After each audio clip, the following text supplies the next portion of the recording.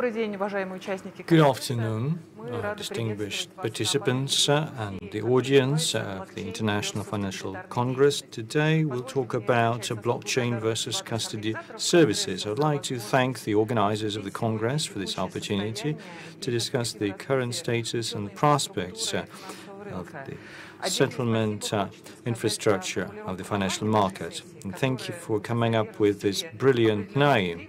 It does carry some suspense and maybe even some conflict. That's fine. Let's figure out whether there is any conflict, any confrontation. What are the changes in the settlement infrastructure going forward and in the longer term? Today we have distinguished experts that are well equipped to discuss this. Yuri Dubin, head of depository at Bank. Next to him is Petr Lanskov, head of BOD at Lanskov. Tatiana Medvedeva, Center for the Development of the Stock Market. And online with us is Nikolai Kolodiev, CEO of LD Soft. We also have our colleagues, experts, the front row participants, Alexei Fedotov, Head of Strategic Development and International Financial Institutions Relations at Best Efforts Bank, and Boris Cherkassky, who is an aide to the CEO at Infinitum, that's a dedicated repository. Throughout our debate, we'll turn to our colleagues to share their perspective. The organizers allowed us to run a poll for the audience, so please could you bring up the first question of our poll. There are 4 options to this question. In 10 years, sorry, this is the right question now. So for depositories and registrars, the blockchain is something that will dig them in, a settlement institution, or these institutions will become the operators of the distributed ledger. And the 4th option, what is blockchain? Okay, and as you vote, we go back to our discussion. Blockchain emerged 10 years ago, both the technology and some examples. And the professional financial community has been abuzz with this new word. And infrastructure is no exception. So will the distributed ledger make settlement infrastructure redundant? Will it help to address the issue of credibility? And will it also address the issue of intermediaries? Will there be a new asset class? How can the infrastructure value chain be modified, affected by the new technology? Both internationally and domestically, experts have debated this issue, introduced different prototypes, test runs, looked at applications, wrote overviews, reports. The International Association for Services in the Stock Market set up a working group that looked into this issue in an extensive way and published a series of papers on this.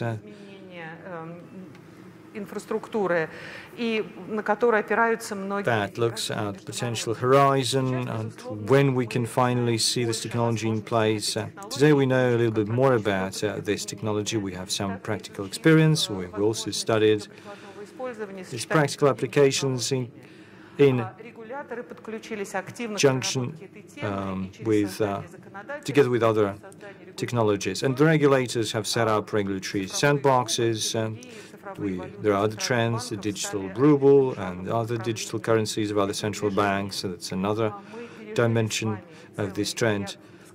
There have been a series of scandals related to it. There have been some fraud issues. There have been disappearance of the founders of crypto exchanges, and we know at least someone who's lost the keys from the digital wallet and lost access to his or her digital assets. So during this panel discussion, we'll try to look at the impact of the new financial technology on the market in general and its registrars, depositories, and its infrastructure. Are we in for a revolution that will see a new trend towards de-intermediation, a decentralized settlement infrastructure, or is more of an evolution with a more gradual change that will see infrastructure meeting the expectations of the market and its end users? Do we have the results of the poll? Can you bring them up on the screen, please?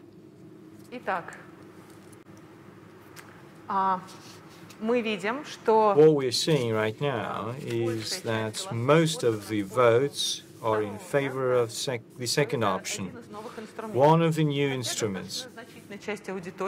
But there's a large share which believes that it's just PR and nothing else. So maybe we can take these results into account when you, the distinguished panelists, share your perspective. Piotr and Yuri, I'd like to put my first question to you. So is the current settlement and custody infrastructure relevant to the new products and services? We see there are a lot of new technologies which have an impact on customer behavior, the way we use taxis. Retail products have changed a lot. Knowledge acquisition is completely different, and there are more and more retail investors in the financial market, and the banks and brokers set new customer journeys for them. And they use the one-click approach. Is this one-click journey safe and convenient enough?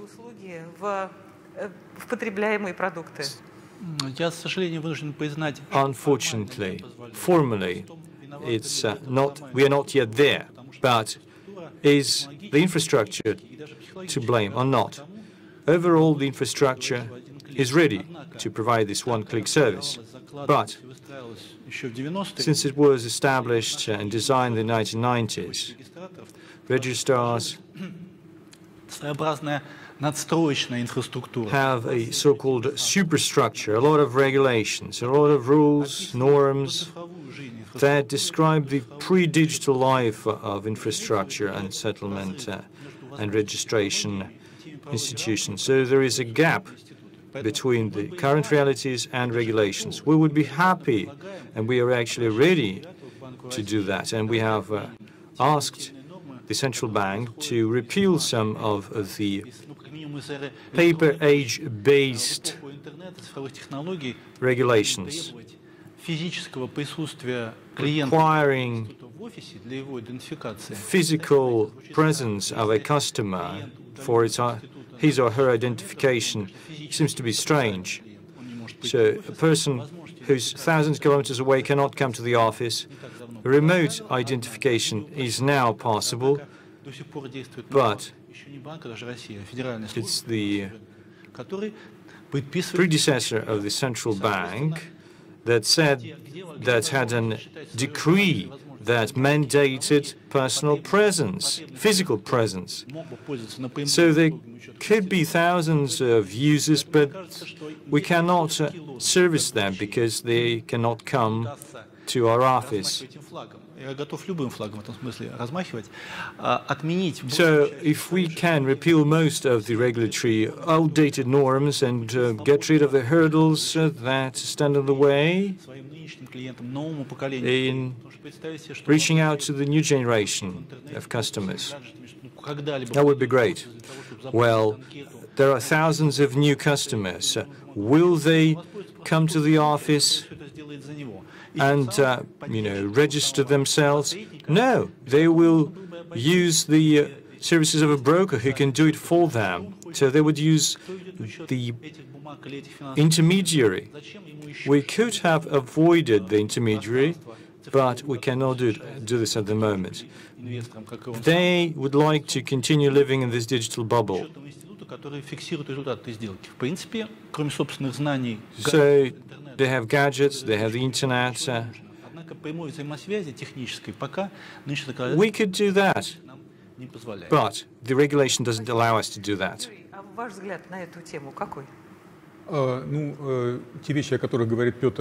What Peter said is indeed a reality. It's true.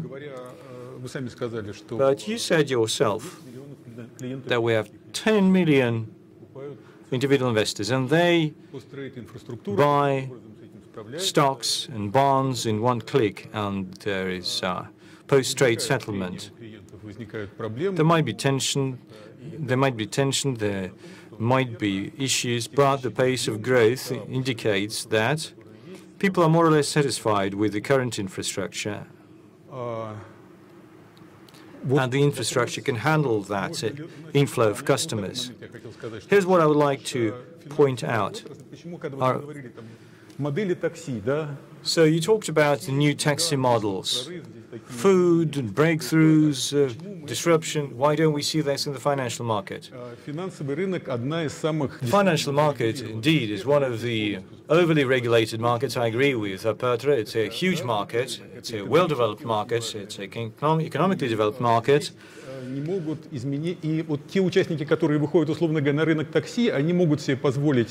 New entrants in the taxi market can first set up the infrastructure without asking consent from anyone, and then get consent from the stakeholders later. But the financial market participants cannot afford this luxury.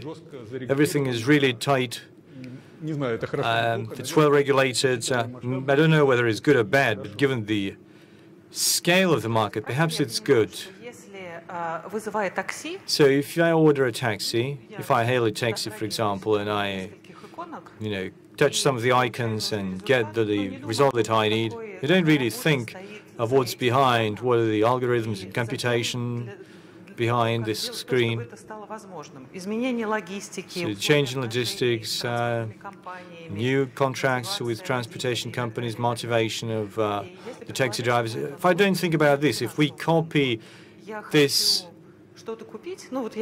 model to the financial market. So I like the instrument. I see the rating, and I just put them in my basket, virtual basket. So is it not possible to do this? I mean, to make sure that there is the behind-the-scenes infrastructure to make this one-click game possible. So we can't really change because you say the legislation is too conservative and is based on the models of economic relations that belong in the past. Is that your message? Well, it's not always conservative, or not everywhere conservative, and thanks to Tatiana, we have had a new series of laws that would enable new platform, digital asset platforms. That's a new law, 259, and they open up new opportunities for existing financial institutions. And thanks to Tatiana and other experts, I, with my passionate eye, do see that these laws are convenient for registrars, for depositories. So we can actually assume, we can put on this digital suit, this digital tuxedo, instead of the old 1990s coat that is worn out. But we need further analysis. The law is the key source for this norm, for this reality. the central bank is one of the sponsors, and that would lay the foundation for the future operators.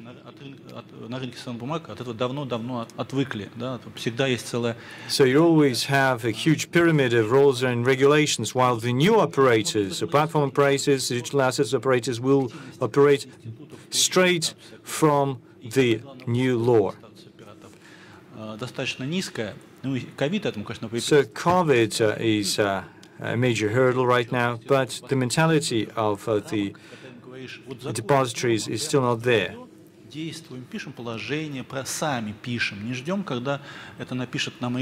So usually it's the regulator who drafted rules, but right now basically these operators can do it, and that's something unique to the market. We need to be able to find investors ourselves, investors that would like to invest in digital assets. Fine, we have several components, ingredients of success: technology, the regulatory framework, and changing the mentality of the operators that would allow them to use the first two components and change in response to the realities, to response to the new behavior. Tatiana, regulation has been mentioned several times by the speakers. A lot depends on the regulator. There have been huge changes 10 years ago, and they are now increasingly relevant. Скажите, пожалуйста, вот в разных странах по-разному же решается вопрос о том, как подходить к регулированию новых. Different countries have different models in terms of setting up new assets. Жестко выносится суждение о том, что применяются стандартные. Some countries apply standard stock market rules. Some use a more nuanced approach. What is the position of the Russian regulator, of the Russian legislators? Will new legislation stimulate the emergence of new assets and instruments? Thank you, Maria. Our lawmaker has chosen its own path due to what we saw in the past. Unlike Germany, we've long used paperless securities. In 2019, in Germany, for the first time, they got a report. They issued a report which said, "Oh, it's time to get rid of the certificates." I think they have not really gone to the paperless certificates, to the paperless securities. Actually, we are ahead of them. You can use blockchain, you can use custodians to keep track of the securities in the digital era. So we did that before. And we have gone through that path. We needed to incorporate the new realities, the new assets in the old legislation. Currently, what we're talking about is this distributed ledger and things like this. We call it the new object of law. We don't call it security, because previously securities were distributed into two elements. These were paperless securities and cashless items. So why did we do it? Because every object was subject to its own regulation, depending on its nature. Any security, with a certificate or without, confirms your title, your ownership rights. But there is different regulation. If you want to hand over your certificate, paper security, paper-based, you need to just hand it over physically. But if it's a digital form, if it's a paperless form, you need to send a request to depositories, to custodians, So securities have long lived in a new era, in a new environment, and we're really surprised by the opinions of regulators in Germany and France. Blockchains could have been used for this purpose. It might seem natural, but you also need to understand what are the risks.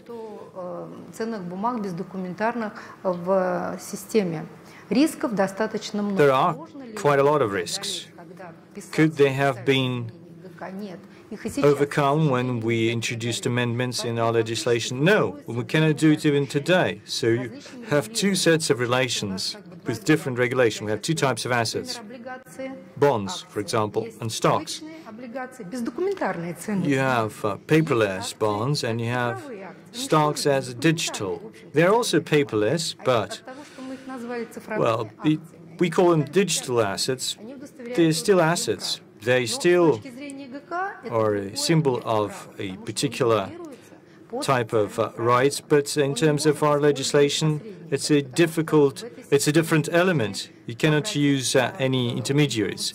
You need to contact an information system. You cannot use intermediaries. That's bad. It doesn't enable you to circulate these digital rights. It's hard to do it without any depositories, without intermediaries. You have to hand over the keys to someone to be able to do transactions in a fast way. That's the way it is.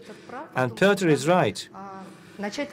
We need to start working with these two instruments, digital bonds, digital stocks, and we'll then figure out what the risks. And there are a lot of risks, and we need to overcome them. And whether investors are ready to assume these risks, this is critically important. Losing the keys, as you mentioned earlier, the inability to use them as assets. Currently, it doesn't work. Maybe they will learn it to do it somehow, but today they can't. It's a property right. What do you do in legally wise? So you can.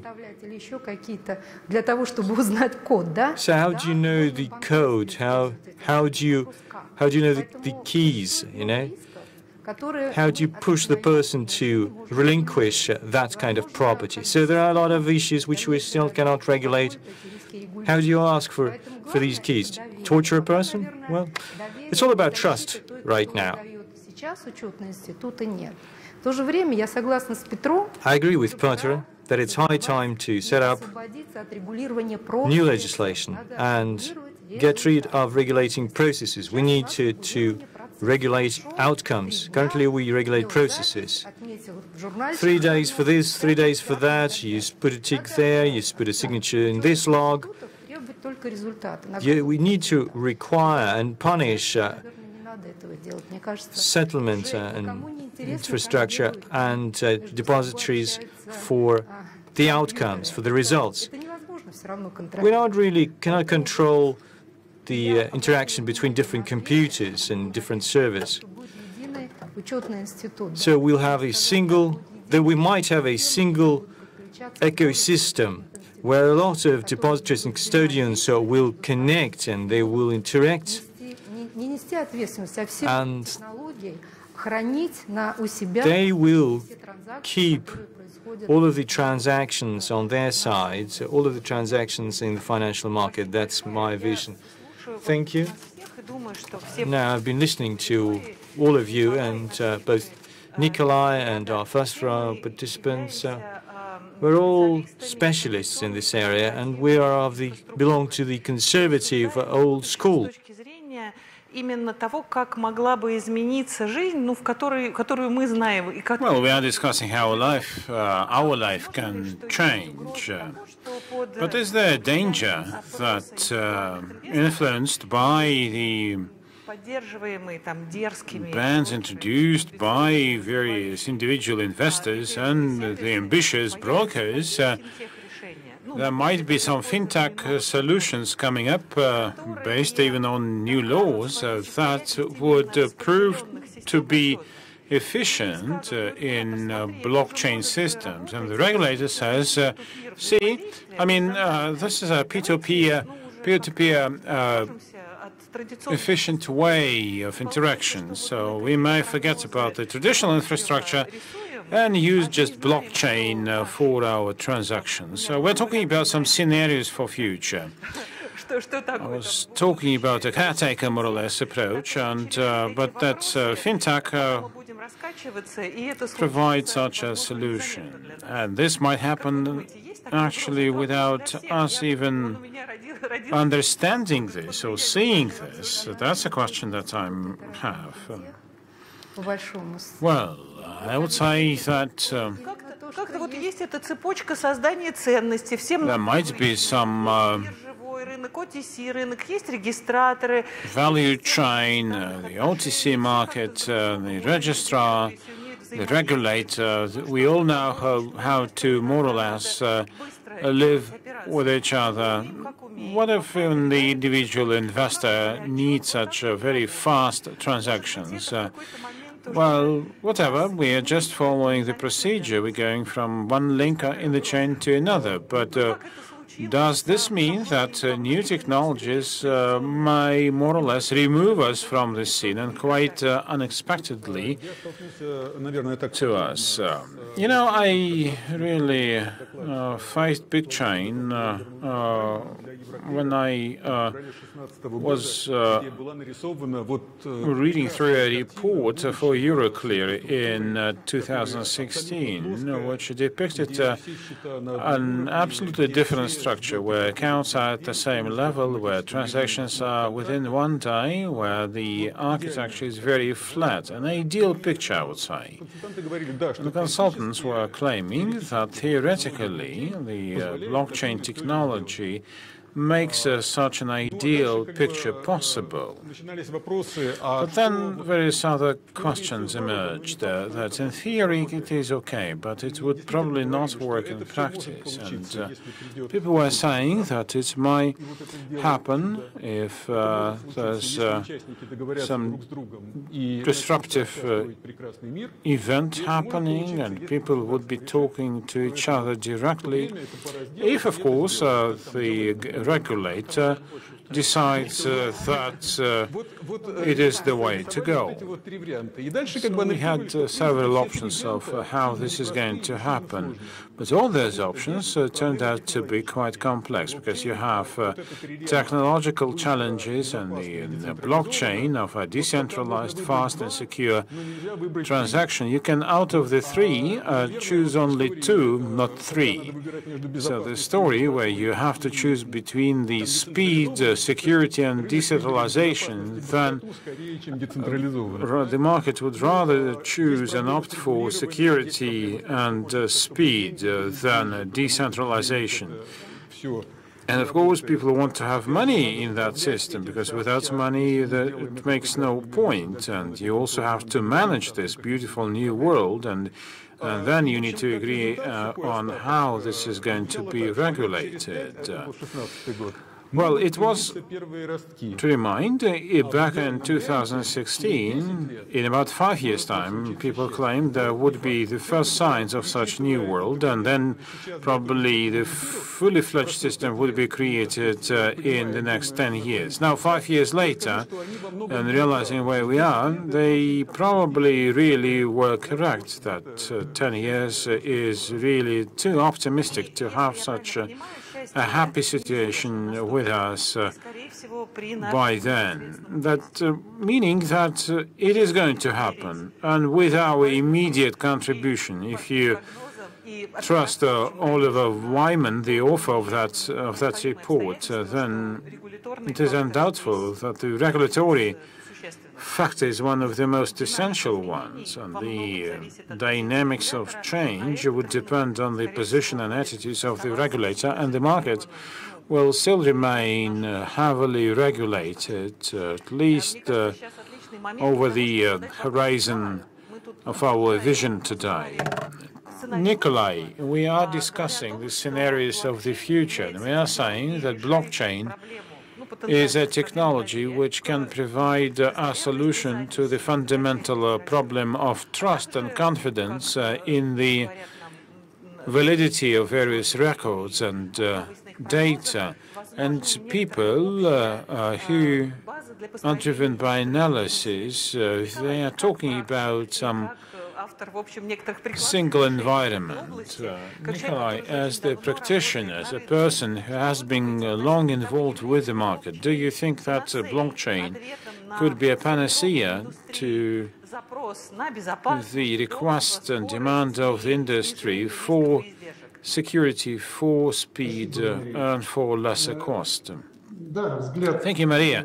Indeed, my view might be quite different, or maybe it is different.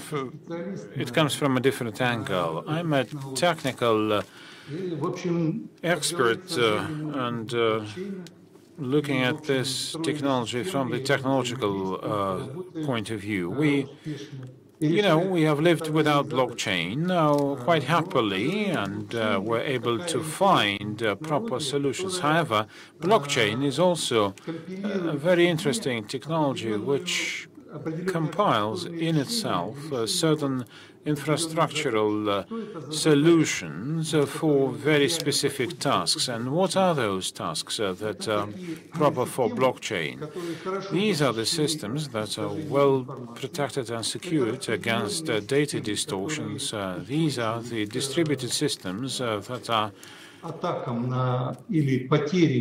resilient to attacks or to loss of parts of infrastructure. Those systems are functioning as systems with dynamic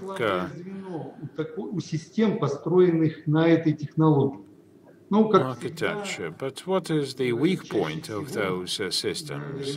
As it is often the case, merits are also weaknesses. This distributed infrastructure means that if part of this infrastructure, of the system, if the different parts cannot interact with each other, then the system itself, in its completeness, becomes non-functional and non-operating. So this is a critical element, and of course then в учетной инфраструктуре, вернее, она получается комбинирована. The system itself is more or less is combined in terms of the recording of data in it, and this means that it is important for us to appreciate any dangers and threats to the system. And here, мне понравилось деление Татьяны на две категории. Я бы тоже разделил именно на две категории. And here I would really try to categorize the reporting and recording into two parts, and perhaps I would call it differently. Первая группа – это отношения между эмитентом. First, it is the relations between the issuer and the investor, which don't have a direct effect on the asset management of the investor. That is like, leveraged money, including equity, maybe stocks, and these are the relations that are based on the return on investment. If you take the classical instruments like stocks or anything else, then there you can also manage the business of the issuer. And hence, especially if this is an entity which is considered to be of strategic importance, we need to also think whether a situation may occur when the failure of all systems, if the attack is against all the nodes of the system or against the data transmission lines, and there is such a danger still, I think, and of course, on the one hand, it should first be assessed so that the infrastructure can can withstand such attacks. But also, on the other hand, there are people who should be thinking about such a crypto threat, because this crypto threat would really disrupt the whole infrastructure of the opponent, and this would in turn affect the management and the operation of the facilities. So, if you take that, if you would sum up the tasks of the first category, there the blockchain is ideal for such approaches to implement such solutions. And indeed, blockchain is ideally suited for that, and it should be given green light there. But regarding this Group 2, Category 2 tasks, regarding the security of such systems, so that they can provide for both the recording of data, the handling of data, and the continuity of such processes, then the system should be segmented, and only then would it be able to provide enough and adequate security, because it would be difficult to attack its individual layers and segments. And what are those layers and segments? I think trading should be put separately, and the coding of transactions should be also separate. Now, if you are building one single blockchain system, then we are not really following the decentralization way. It is a system which is distributed but not decentralized. It is rather centralized, because we are putting all the eggs into one basket, and all those eggs can be broken if we drop the basket. Now, the current situation is, if you analyze the infrastructure of our market, then it is fully in line with our tasks of the second category. On the one hand, the trading is separate, but and the transaction recording is decentralized. But this decentralized registering is in the interest of the client, and every registrant servicing a set of those registers. So such an infrastructure does not have a single point of failure. In a blockchain system, which really integrates all such functions, would have such a single point of failure and would be vulnerable. Now, what can be done in relation to what we have discussed so far? We do have an infrastructure which is proper. We don't need any technologies, one may think. But this is not the case. We do see that the system is really developing and using all the technologies that are within the grasp of its developers. Registrants are actively developing a system of personal accounts, which is the solution for this whole system to ensure the speed of management. Through the personal accounts of issuers and users, services become accessible. In the market today, we have a new phenomenon, which is also built on blockchain technologies, a system which provides a packaging for such a segmented infrastructure, which in essence то, чего не было до сих пор. Ensures something and provides something that we never had before. It's a single window for the management of all assets. An investor can, well, the infrastructure is now starting to face the investor. It is more or less turning from the issuer to the investor. Through such a single window, the investor, without hopping from one service to another, can manage all the assets, take part in various corporate actions, and interact with the institution. And the system routes all such interaction automatically. It knows where the registrant is and addresses all the requests to that registrant. We have a point of clarification for you, if you may. The question is as follows. The thing is that,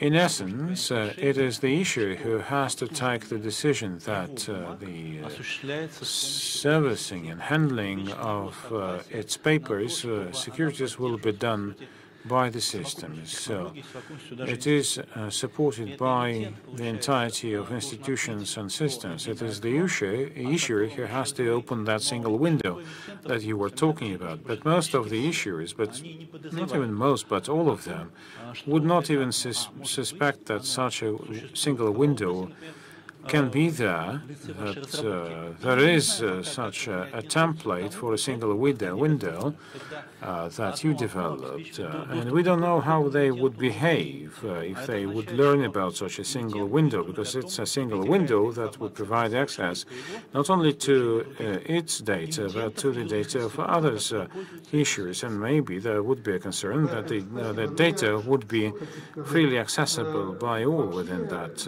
mechanism. Well, indeed, if the system would have received information, registering information for the purposes of storage and use, then the issuers would have the right to veto the establishment of such personal accounts. However, the investor, we're talking about the investor, it is his or her personal account of his, and the request is sent to the registrant. By creating such an account, the request is sent to the registrant, and who more or less provide information to the investor, not to the issuer, who has nothing to do with that.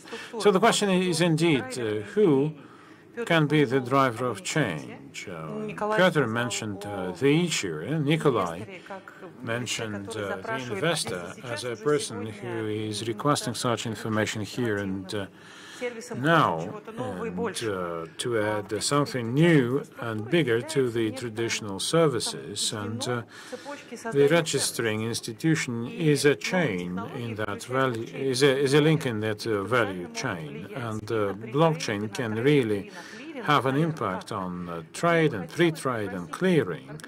And I would like to ask the engineers to connect to us further so that he can share his views about the future value chain and how this is going to affect the development of infrastructure. Can you see me? I hope that you can hear me. Maria, thank you for your comments. Let me be brief there in my comments. Indeed, I would include many participants of the market into that chain. Depositories, custodians, and many of those types of depositories, brokers, dealers, registrants, central bank, DPCs, and primary offering platforms, they all have some economic sense and value to the country, and they transfer the value across the chain. So it is not only interesting within the blockchain technology. And the second thing, when we are Looking at this chain, there was this report by Oliver Wine, but there are also more relevant and recent reports that are interesting. But in any case, it is important to think about where we are. 10 years ago, we were talking about this very hyped idea of blockchains and cryptocurrencies and crypto assets to replace central banks and everything, with so many good and nice-looking scenarios. Unfortunately, many of those scenarios never materialized. When we're talking about the main characteristics of blockchain that are so much favored by the fans of this technology, I mean, those remained unimplemented, and of course the integrity of data can be achieved through much less scary methods. Of course, some cost reduction sometimes turns into higher costs. Our consumption on bitcoins and other cryptocurrencies mean that it is very difficult to handle by depositors. Smart contracts need to be verified legally, but who is going to do that, etc., etc. And I'm not there to criticize the new technology, but to describe the situation where the hype is over. And then we face a phase of concept testing. We are past that phase as well. We are now into phase 3, where we are testing and checking individual use cases. And this indeed impacts the scenarios that in turn have an impact on the full chain, not only an individual depository. The report by Oliver mentioned that in 10 years' time we would have a different market, but the roles of the participants would remain, with some disruption and change and transformation. And this is indeed one of the most comprehensible scenarios. Alexei, I'm sorry, we have only 1 minute for you. Okay, then I should be quick indeed. I would say that the most feasible and plausible scenario would be that the listing instruments would still be popular digitized, assets would be popular primary markets, would be destroyed by blockchain, and the functions of brokers there would be destroyed. And T+0 settlements would also destroy the role of a central counterparty. Any centralized institution could be quite efficient, may not be affected by the blockchain. Digital assets like Bitcoin and others, they would be marginalized.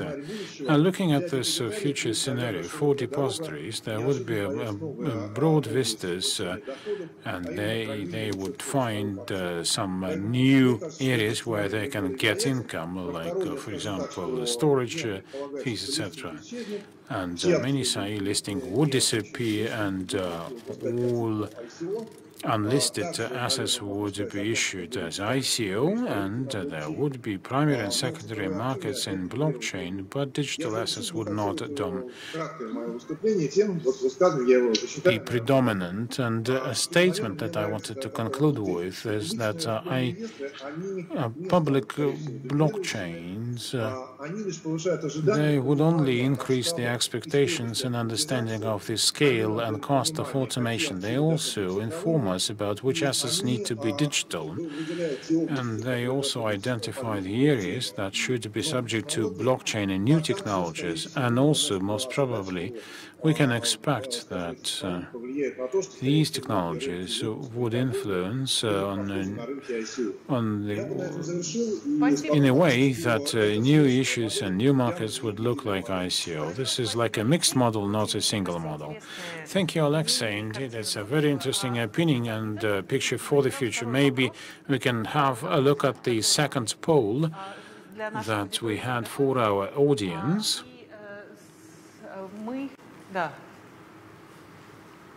Очень интересно. Вот, пожалуйста, вам итоги нашего. Quite interestingly, the outcome of the voting.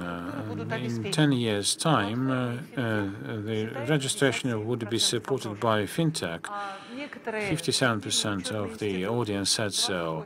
A single entity, 28%, and 7% said that depositories would become the operators of a blockchain system. Now, these are the prospects, really, colleagues, that the audience set for us, which is quite different from the story that we pictured ourselves. The first and third responses are not alternative, that operators need to be. The registrants should be the operators of platforms. So this is probably an evolution. They would turn from registrants into operators. Summing up, indeed, the evolutionary way would be the most probable way, and that the registering institutions would be evolving towards the operators of platforms, most probably, and their status as the center of trust would be used by them in the new quality and role. And this way, they would provide for a seamless transition from the old model to a new model. I would like to thank our audience for their attention and their proactive contribution, and I would also like to thank panelists for their interest.